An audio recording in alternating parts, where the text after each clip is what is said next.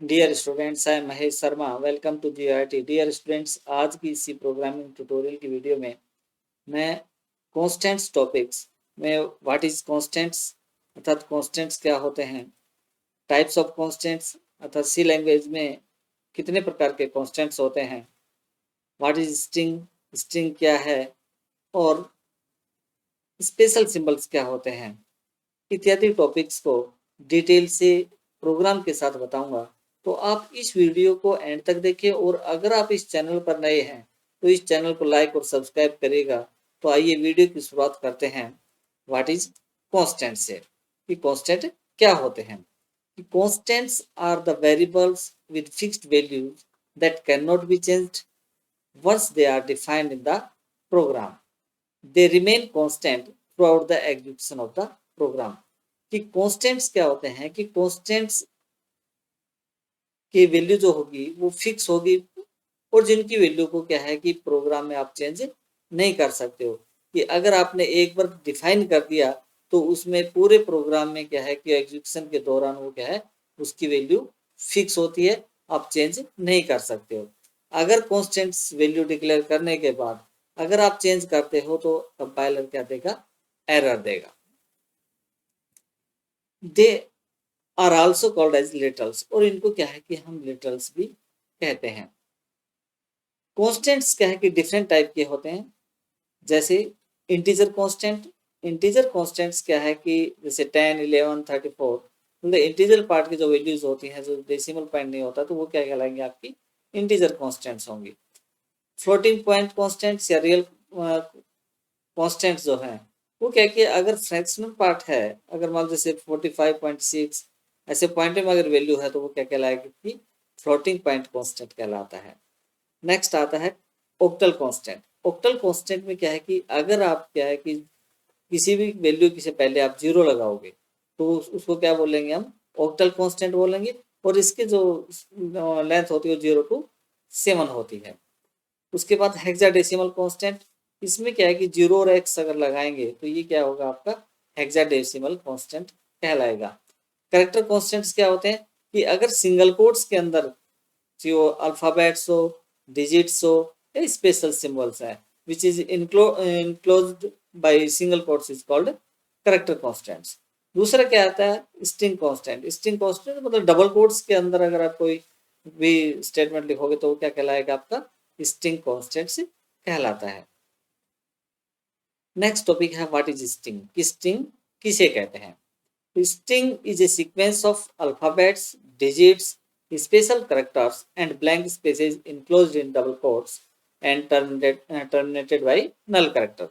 कि string क्या है कि अल्फाबेट्स, डिजिट्स, स्पेशल सिंबल्स और जो ब्लैंक स्पेस है उनका एक सीक्वेंस होता है जो डबल कोट्स के अंदर क्या है इनक्लोज्ड होगा, और टर्मिनेट किससे होगा, नल कैरेक्टर स्लैश और जीरो, जिसको हम क्या बोलते हैं, नल कैरेक्टर।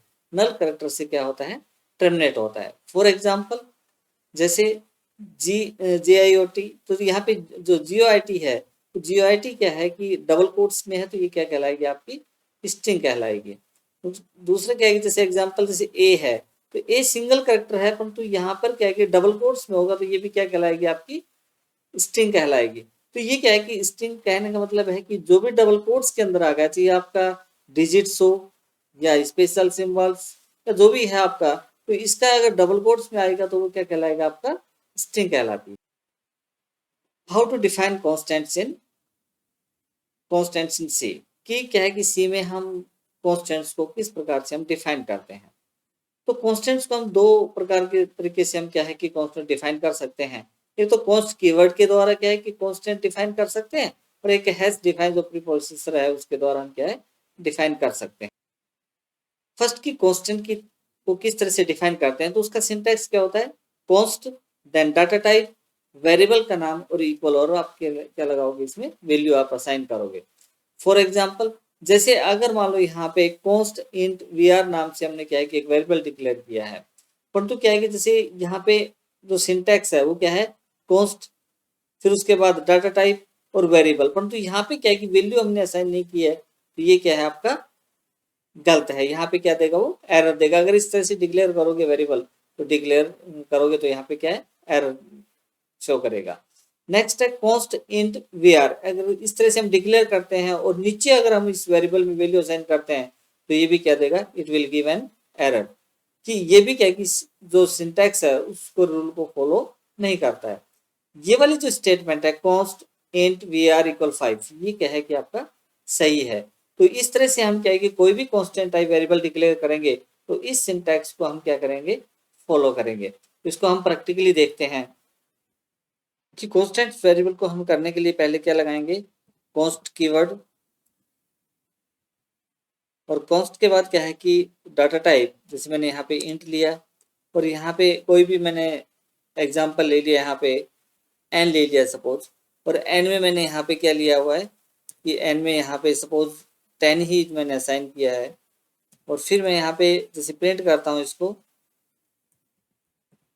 प्रिंट एफ, और किस टाइप का वैल्यू है ये, मैंने लिखा एन इक्वल, और एन की वैल्यू को प्रिंट करना है तो एन की वैल्यू क्या है आपकी इंटीजर टाइप है, तो यहाँ पे फॉर्मेट स्पेसिफायर क्या यूज करेंगे, %d, कॉमा, और फिर उसके बाद एन।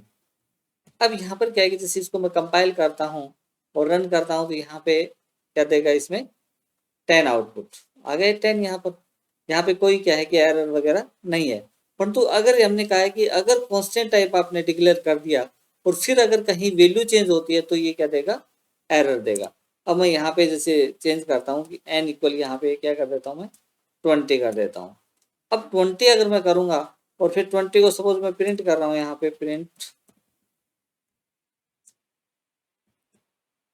एन इक्वल %d, और यहाँ पे किया मैंने एन को क्या किया मैंने प्रिंट किया यहाँ पर दोबारा। अब देखिए यहाँ पर वैल्यू क्या है कि कांस्टेंट टाइप है और यहाँ पर मैं वैल्यू क्या है एन में क्या असाइन कर रहा हूँ 20।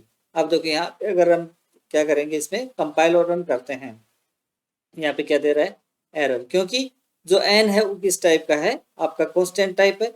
तो कांस्टेंट में क्या है कि वैल्यू चेंज नहीं कर सकते हैं, यहाँ पे क्या देगा, एरर देगा। इस तरह से एक बार वैल्यू इसकी क्या है देने के बाद फिक्स रहेगी। दूसरा क्या है कि अगर हम यहाँ पे सपोज सिंपल हम वेरिएबल्स डिक्लेयर करते हैं, तो सिंपल वेरिएबल अगर डिक्लेयर करेंगे तो अब यहाँ पे अगर, क्योंकि सिंपल वेरिएबल क्या है कि चेंज हम कर सकते हैं। अब यहाँ पे देखिए ए इक्वल क्या है 10 और एन इक्वल ना सॉरी एन इक्वल 10 और एन इक्वल 20। अब ये अलग अलग लाइन में नहीं आ रहा, तो यहाँ पे हम क्या करेंगे, इसमें न्यू लाइन करेक्टर हम यूज करेंगे, न्यू लाइन। अब यहाँ पे जैसे रन करके अब देखते हैं तो यहाँ पे क्या आ रहा है, एन इक्वल 10 और एन इक्वल 20। इस एन यहाँ तो क्या प्रिंट करेगा ये, इस एन की वैल्यू तो ये वाले है, तो यहाँ पे 10 प्रिंट किया है, इसकी वैल्यू क्या है 20 प्रिंट किया है। तो अगर मान लो जैसे मैं यहाँ पर एक और, जैसे हमने एक तो ये वाला था सिंपल, दूसरा हमने कहा था कि जैसे जो वेरिएबल्स है कि कांस्टेंट टाइप अगर आपने डिक्लेयर कर दिया, कांस्टेंट टाइप डिक्लेयर कर दिया, और यहाँ पर क्या है कि जैसे वैल्यू जो है कि एन की वैल्यू मैं असाइन नहीं करता हूँ, एन की वैल्यू क्या है यहाँ पे असाइन कर रहा हूँ, या मान लो सपोज असाइन नहीं कर रहा हूँ मैं, और एन यहाँ पर क्या है जैसे सपोज 10 डाल दिया मैंने, ऊपर असाइन नहीं किया, और यहाँ पे अब कंपाइल करता हूँ तो यहाँ पे क्या है कि एरर देता है, क्योंकि जब भी हम डिक्लेयर करेंगे उसी टाइम इनकी वैल्यू क्या होनी चाहिए, आपकी असाइन होनी चाहिए। तो ये एक नॉर्मल जो वेरिएबल्स हैं और एक कॉन्स्टेंट टाइप वेरिएबल है, ये इसमें क्या होता है, डिफरेंस होता है। नेक्स्ट है कि डिफाइन के द्वारा हम किस तरह से हम कांस्टेंट टाइप डिक्लेयर करते हैं। उसका सिंटैक्स है हैश डिफाइन देन मैक्रोनेम, और यहाँ पर रिप्लेसमेंट क्या है, वैल्यू। फॉर एग्जांपल जैसे हैश डिफाइन साइड क्या दिया हुआ है 5।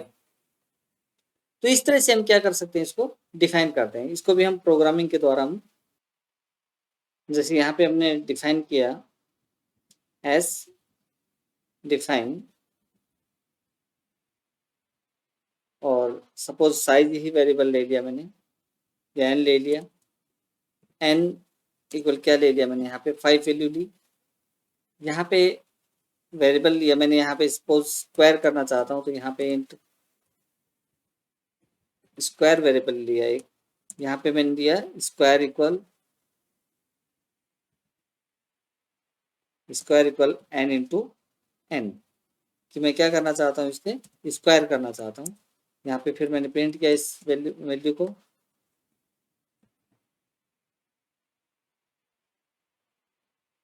Square equal